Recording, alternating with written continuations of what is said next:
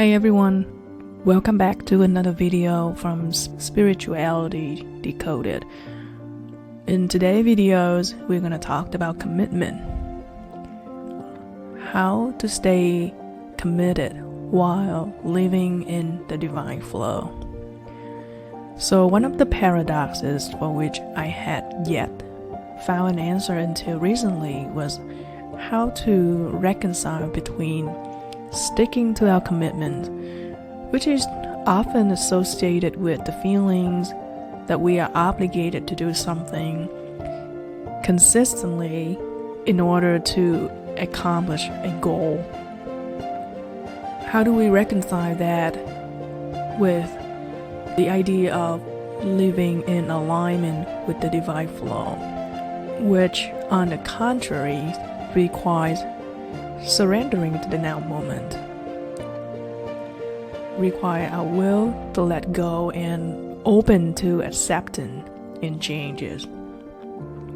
In other words, how can we keep our commitment, whatever that might be, while living in alignment with the divine flow?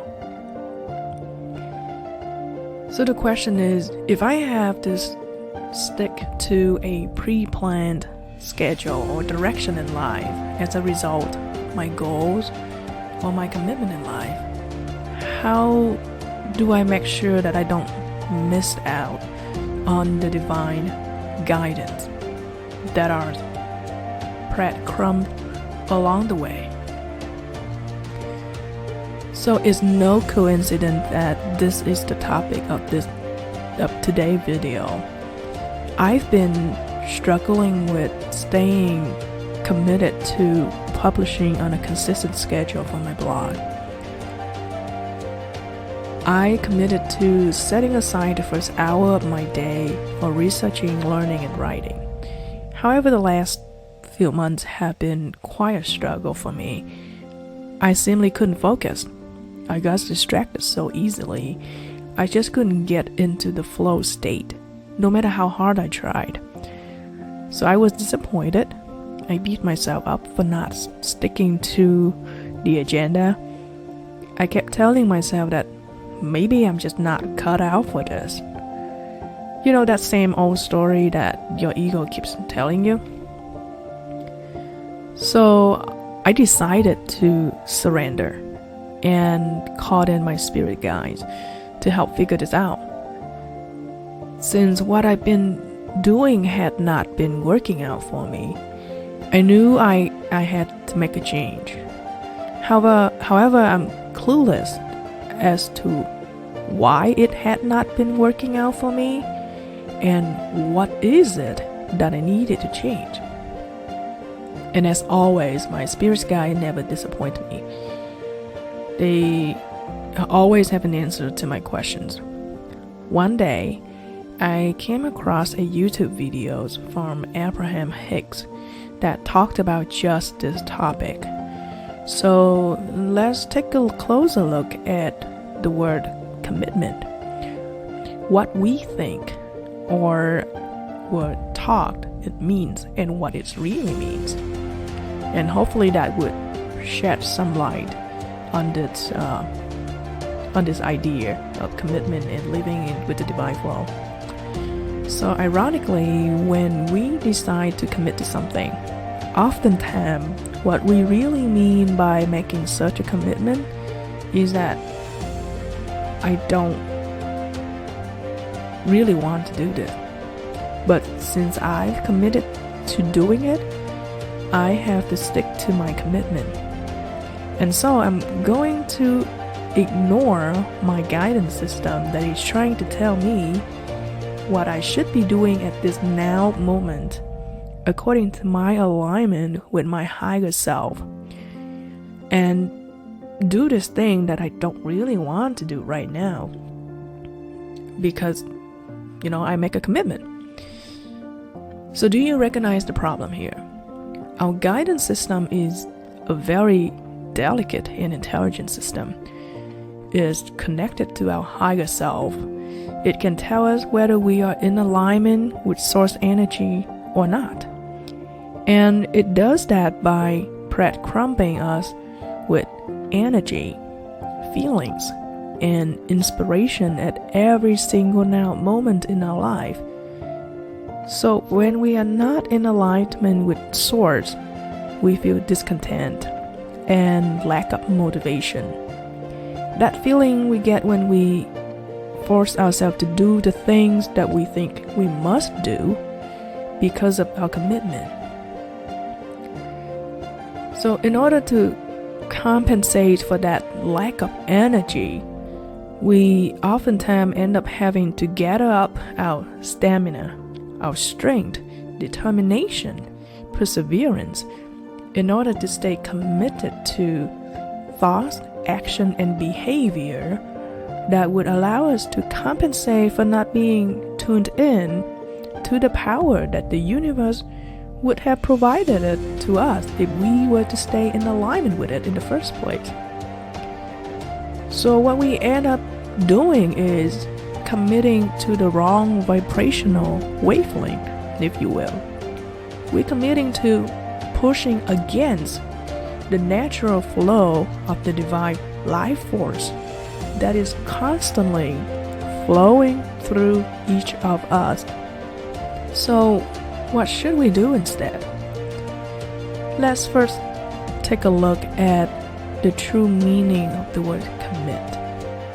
As shows in the image on the screen, the word commit originates from the Latin word. I'm going to try to pronounce this the best I can because I don't know anything about Latin. So it's originates from the Latin words committere. The word comes in committere means with, together.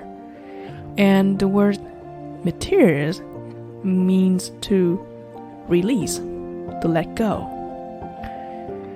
So it's worth mentioning that according to history, this word take on the meaning of trust, trusting oneself completely to something since the years 1530s. If you want more information, you can go to this link that I posted here for further details. So to sum up, commitment means to unite with our higher self and have a complete trust in its guidance that is constantly unfolding at every single now moment. Now, these new understandings give us a slightly different perspective on what commitment really means. It means to unite with our higher self and to have a complete trust in its guidance that is constantly unfolding at every single now moment in our life. So instead of committing to the wrong vibrational frequency by forcing yourself to do the things that you don't really want to do, commit to the smooth energy flow that is flowing through you and let your guidance system tell you when you're off track. In other words, commit to the ease and flow and not the struggle and resistance. If this makes sense to you but you're not totally convinced, or you're not alone, I was there. Spiritually, this feels right, but it also seemed to suggest that I should stop making commitments and start taking it one day at a time instead. That just doesn't sound right to me. Wouldn't that impede my soul evolution? I mean, after all, I was taught that we need to stay committed if we ever want to achieve anything in life. Was that a lie? I mean, if my spiritual missions is to manifest and fulfill my soul desires, how can I ever manifest anything in this physical reality without making commitment, setting goals, and staying committed to achieving those goals? That just doesn't seem right, does it? Well, I hear you. So to reconcile this concept, let's take a closer look at another concept That is the law of manifestation, which is also known as the law of attraction. If you're not familiar with the law of attraction, you can look it up on the internet. There's plenty of resources out there. What we're going to talk about here when it comes to the law of attraction is that there are two sides to the coin when it comes to applying the law of attraction. On the one hand, we need to work actively with the universe to manifest what we want through techniques such as visualization. And there's other techniques out there, and you can look it up. On the other hand, we need to detach, let go, and simply go with the flow in order to allow the universe to do its work. Both aspects are equally important if we want to successfully manifest anything using this law of attraction. But it's the second aspect that we need to pay attention to in order to understand the true meaning of commitment. And again, the second aspect is detachment. So the state of detachment comes from a place of faith and complete assurance that the universe will bring you all that you ask for. Being able to completely detach from the specific outcomes. Here's the key word: outcomes. For example, people, things, anything manifests in this physical reality. So we need to be able to completely detach from that. And also, we need to detach from the manifestation process itself. The how and the when and the why. When will it be manifested? How is it going to be manifested? Because by being detached to the specific outcomes and the specific manifestation process will shatter all the limits to what you can attract. And why? Why is that? Well, there are two primary reasons for that. First of all, feelings of doubt and anxiety will inevitably spring up when you are overly attached to this specific outcomes, which then impede your ability to manifest what you desire. It's important to know that confusion is the biggest killer of manifesting your dreams. Confusion is when you're not seeing your path, not knowing yourself. So when we doubt our intuition, we manifest the doubt and not the desire. So the end result is that we end up manifesting what we don't want instead of what we do want, which then create a cycles of endless doubt, frustration, and just a complete waste of energy and time.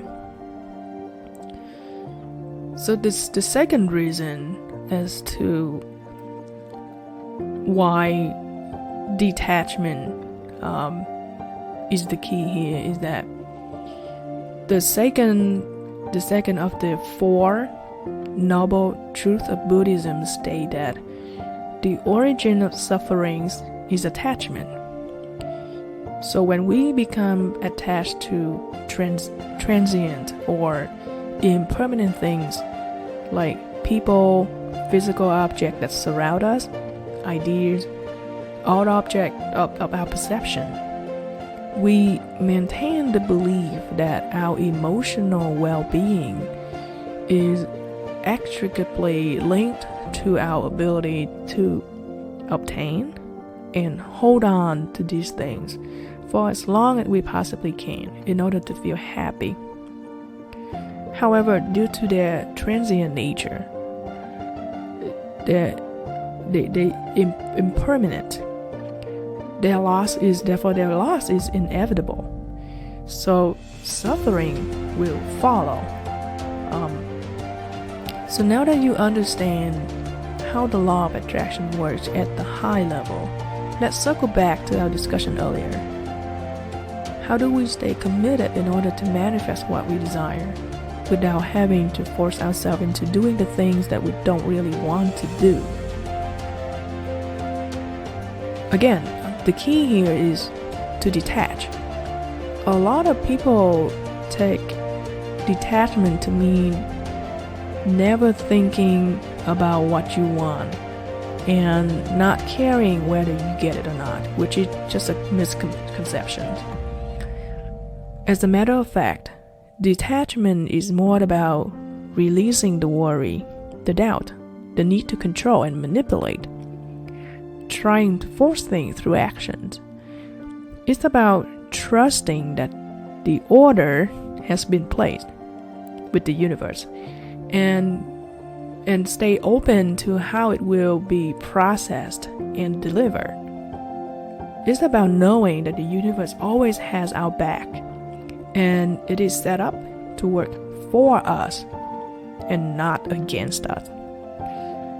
As long as we hold up our end of the bargain energetically by maintaining the vibrational frequencies corresponding to our desire and having a complete trust in the process. Our true control, believe it or not, lies in our ability to manage our energy and stay receptive to what unfolds in front of us at every single now moment, instead of trying to manipulate reality. Detachment does not require that we give up our desire. That's not what I'm suggesting here. For example, when it comes to manifesting a career change or a new job opportunity, we often find ourselves becoming so attached to the outcome by locking our desire into a specific company or a specific role. When we lock ourselves into a specific physical outcome, we are limiting our potential and essentially blocking the universe from bringing us what it knows is our highest potential, which we don't always have a vision of. Instead, what we should try to do is to establish for ourselves a broader commitment or goal, such as, in this case, a better or more satisfying career in alignment with our gift and purposes. So hold that goal and vision as we visualize our manifestation, knowing that the universe has our backs and will bring us the right opportunity at the right time. In other words, try to find the underlying spiritual aspect of our material design and commit to that instead, and leave the outcome and the process to the divine. So, to sum up, our only job when it comes to manifesting what we desire in our life is to maintain our vibrational energy that is corresponding to our desires. That's number one. Number two, stay connected with our higher self, who has a bird's eye view of our journey and destination. We don't, but our higher self does. Number three, be receptive to act in alignment with the inspiration that our higher self is feeding us continuously at every single moment. You just have to tune in and listen to it. And lastly, try to maintain a complete trust in the divine to bring us what it knows is our highest potential. So that's all I have for you in this video. And if you are still in doubt about the universe's interest in your success, ask yourself, how many times have you encountered a situation when you didn't get what you set your eyes on, but ended up getting something way better that you yourself could not even imagine in the first place? So with that, just be patient, and thank you for watching this video.